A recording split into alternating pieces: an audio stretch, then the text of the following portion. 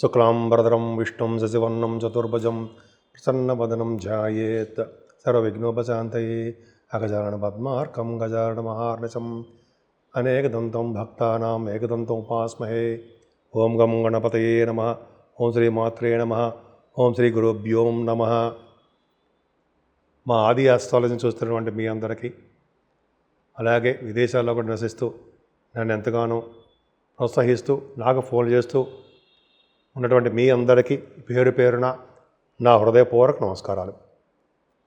మీరు మీ జాతకాలు తెలుసుకోవాలనుకుంటే మా ఆది ఆస్ట్రాలజీని సంప్రదించవచ్చు. ఈ నెంబర్ ఫోన్ చేస్తే నేను లిఫ్ట్ చేస్తాను, నేనే మీకు సమాధానం చెప్తూ ఉంటా. అంతేకాకుండా మీ జాతకాలు చెప్పించుకోవాలనుకుంటే date of birth, time of birth, place of birth ఈ మూడు ఉండాలండి. ఉంటే మనం జాతకాలు చెప్పచ్చు. ముహూర్తాలు కూడా పొడుగు పెడుతూ ఉంటాం. పొడుగు ముహూర్తాలు, పెళ్లి ముహూర్తాలు అన్నీ కూడా మన ఆది ఆస్ట్రాలజీని చేస్తూ ఉంటాను నేనే. మీకు నేను చెప్పిన ఈ వీడియోస్ నచ్చితే షేర్ చేయండి, మీ ఫ్రెండ్స్కి సబ్స్క్రైబ్ చేయండి, అలాగే నన్ను ఆశీర్వదించండి. ఇప్పుడు మనం ఏప్రిల్ నెల 1వ తారీఖు నుంచి 30వ తారీఖు వరకు కూడా 12 రాశుల వాళ్ళకి ఎలా ఉండబోతోందో తెలుసుకుందాం. ఈ నెల మొత్తం కూడా వృశ్చిక రాశి వారికి చాలా బాగుంది. ఏప్రిల్ 1 నుంచి 30వ తారీఖు వరకు కూడా గురుబలం వలన ఈ నెల మొత్తం కూడా మీకు చాలా చాలా బాగుందండి. ప్రతి రంగంలోనూ మీరు ముందంజలో ఉంటారు. మీరు అనుకున్న పనులు చక్కగా విజయవంతం చేసుకుంటారు. కార్యదీక్ష చాలా ఎక్కువ మీకు. అలాగే ద్వితీయ భావాన్ని చనిచూడడం వల్ల మనస్పర్ధలు రావడానికి అవకాశం ఉంది. ఎవరి మధ్య అంటే మీ ఫ్రెండ్ సర్కిల్లో కానీ, బంధువుల మధ్యలో కానీ, అయితే కుటుంబ సభ్యుల విషయం, కుటుంబ సభ్యులు అంటే బంధువులనే. అలాగే భార్యాభర్తల విషయంలో మీకు మనస్పర్ధలు రావడము, అనుకున్న కాలంలో డబ్బులు సకాలంలో మీ చేతికి అందలేకపోవడము, కొద్దిగా ముఖానికి సంబంధించినటువంటి ప్రాబ్లమ్స్ ఏవో రావడానికి అవకాశం ఎక్కువ ఉంది. మీరు నిరంతరము ప్రయాణాలు చేయడానికి అవకాశం ఉందండి. మీ తమ్ముళ్ళని, మీ చెల్లెళ్ళని, తోబుట్టువుల్ని మీకు కలుస్తారు. వాళ్ళకి సహాయ సహకారాలు అందిస్తారు. అద్భుతం. మీరు వాళ్ళకి ధైర్యం చెప్తారు. కొత్త కొత్త ఆలోచనలతో మీరు ముందుకు వెళ్ళిపోతూ ఉంటారు. కాదు ఇక్కడ ఏమవుతుందంటే పంచమ స్థానంలో రవిబుధులు ఉన్నారండి. పంచమ స్థానంలో రవిబుధులు ఉన్నారంటే ఏం చెప్పాలంటే పుత్రుల ద్వారా, పుత్రికల ద్వారా ధనయోగం ఉంటుంది. అది కరెక్ట్. కానీ ఇక్కడ ఏమవుతుంది, పంచమ స్థానంలో రాహు ఉన్నాడు, శని ఉన్నాడు, సర్పదోషం. పంచమ స్థానంలోనే శుక్రుడు కూడా ఉన్నాడు. అంటే ఇక్కడ ఏమవుతుందంటే అంటే సంతానం విషయంలో చాలా చాలా ఇబ్బందులు పడతారండి మీరు. అంటే కన్సీవ్ అవడానికి కొంత ఇబ్బందులు ఉంటాయి. రాహు సర్పకారకుడు కాబట్టి. అంతేకాకుండా సంతానం విషయంలో కూడా మీకు పుట్టిన సంతానంలో కూడా పిల్లల వలన ప్రాబ్లమ్స్ మీకు రావడానికి అవకాశాలు ఎక్కువ. అలాగే స్టాక్ మార్కెట్లో ఉన్న వాళ్ళకి లాసులే రావడానికి ఎక్కువ తప్ప లాభాలు ఉండవు. స్పెక్యులేషన్ రాణించదు. సినిమా రంగం, కళారంగంలో ఉన్న వాళ్ళకి మాత్రం కొద్దిగా జాగ్రత్తగానే ఉండవలసి వస్తుంది. కాకపోతే ఏంటంటే 6వ భావంలో రవి ఉన్నాడు సరే, మనగాడు మిమ్మల్ని కంటికి రెప్పలా కాపాడేస్తూ ఉంటాడు. ఎందుకంటే 10th హౌస్లో ఆడు రవి ఉచ్చస్థితిలో 14 నుంచి ఉంటాడండి. 14 ఏప్రిల్ నుంచి ఉంటాడు. అక్కడ ఏమవుతుందంటే 6వ భావంలో రవి కాబట్టి ఆయన గవర్నమెంట్ ప్రొఫెషన్లో మీకు బాగా ఉన్నతంగా రాణిస్తారు. గవర్నమెంట్ దాంట్లో ఉద్యోగాల్లో. అలాగే విదేశాలు వెళ్ళడానికి స్టాంపింగ్ అయిపోతుంది. మేనమామలు బాగుంటారు. 6వ భావంలో ఎటువంటి మీకు లా రిలేటెడ్ సంబంధించిన ఉన్న వాళ్ళు విజయం సాధిస్తారు వాటిల్లో. అలా అంతేకాకుండా రోగాల నుంచి కానీ, రుణాల నుంచి కానీ, శత్రువుల వల్ల కానీ ఏమాత్రం ఇబ్బంది ఉండదు. సంపూర్ణమైన ఆరోగ్యవంతులుగా ఉండడానికి అవకాశాలు ఎక్కువ. రవి సామాన్యుడు కాదండి. 10th హౌస్లో ఆడు మంచివాడు, మీకు ఎగ్జాల్టేషన్లో ఉన్నాడు. ఉద్యోగ భద్రత, ఉద్యోగంలో ప్రమోషన్స్ ఇవ్వడానికి అవకాశాలు ఉన్నాయి.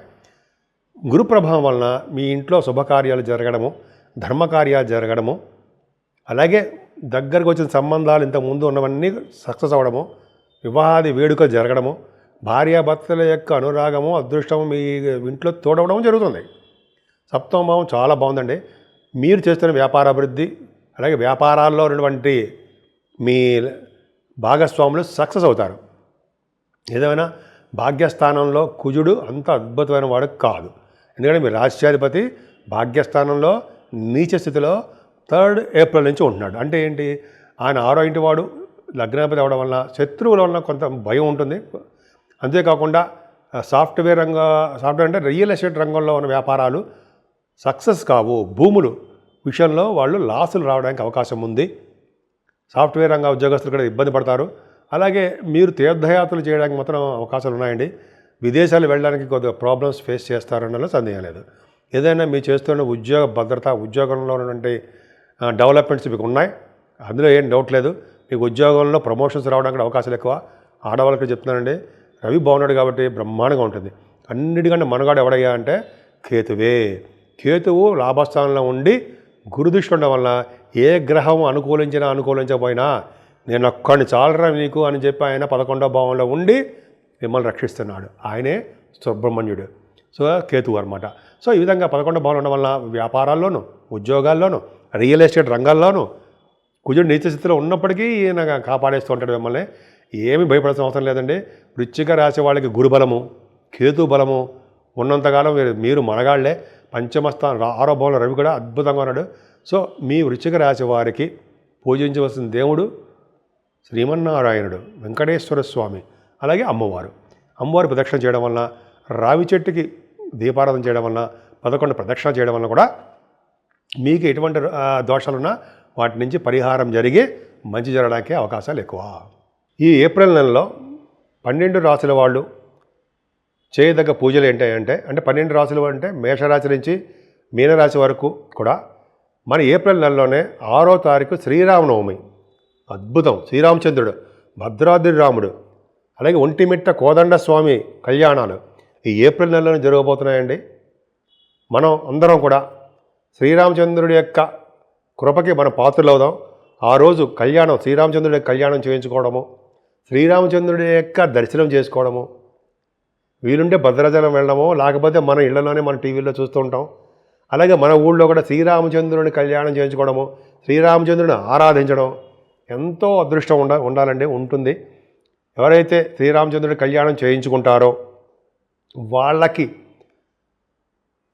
పెళ్ళిళ్ళు అవని వాళ్ళకి పెళ్ళిళ్ళు అవ్వడము, భార్యాభర్తల మధ్య విషయంలో ఏమైనా ప్రాబ్లమ్స్ ఉంటే అవి సక్సెస్ అవ్వడము, కోర్టు వ్యవహారాలు ఏమైనా ఉంటే అవి వాటిల్లో విజయం సాధించడము, ఉద్యోగ వ్యాపారాల్లో కూడా విజయం సాధించడము, మనం పిల్లల విషయంలో వాళ్ళకి భవిష్యత్తు బాగా ఉండడము, మనం ఏ రంగంలో ఉన్నా ఆ రంగంలో వృద్ధి కలగడము, ముఖ్యంగా సినిమా రంగము, టెలివిజన్ రంగము, అలాగే రాజకీయ రంగం, పొలిటికల్ రంగం, ఇలాగా అన్ని రంగాల్లో ఉన్న వాళ్ళందరికీ కూడా శ్రీరామచంద్రుడి యొక్క ఆశీస్సులు ఖచ్చితంగా కావాలండి.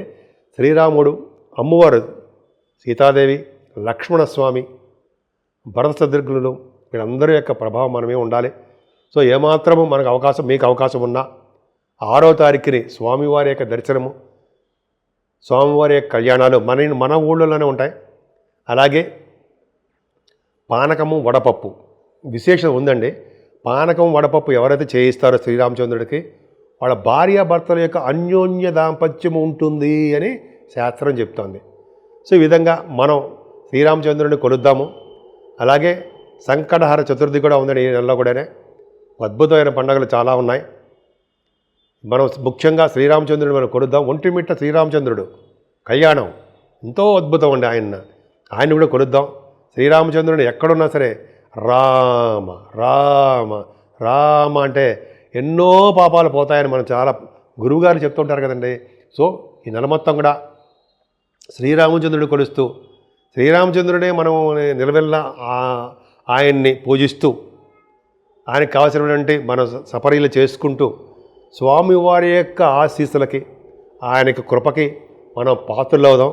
మీ అందరికీ కూడా ఈ చూస్తున్న మీ టీవీ మన టీవీ అంటే మన ఆది అస్ట్రాలజీ చూస్తున్నటువంటి మీ అందరికీ కూడా ఈ నెల మొత్తం కూడా శుభాలు చేకూరాలని, విదేశాల్లో ఉన్న వాళ్ళకు కూడా మంచి జరగాలని, ముఖ్యంగా మీ ఉద్యోగ భద్రత ఉండాలని, సాఫ్ట్వేర్ రంగ ఉద్యోగస్తులు కానీ ఏ రంగంలో ఉన్నా సరే వాళ్ళకి, అలాగే వ్యాపారస్తులకి చాలా బాగుండాలని, దినదిన ప్రవర్ధమానం అవుతూ ఉండాలని, సినిమా రంగంలోనూ టెలివిజన్ రంగంలో ఉన్న వాళ్ళందరూ కూడా ఎప్పుడూ ఆనందంగా ఉండాలని, ప్రజాసేవ చేసుకుని పునీతులు అవ్వాలని, అలాగే శ్రీరామచంద్రుడిని మనం నిలువెల్లా కొలుస్తూ రాముల వారికి అలాగే శ్రీరామచంద్రుడి వారికి ఆయన కొలుస్తూ మనం మర్చిపోకుండా ఉండవలసిన దేవుడు ఆంజనేయ స్వామి.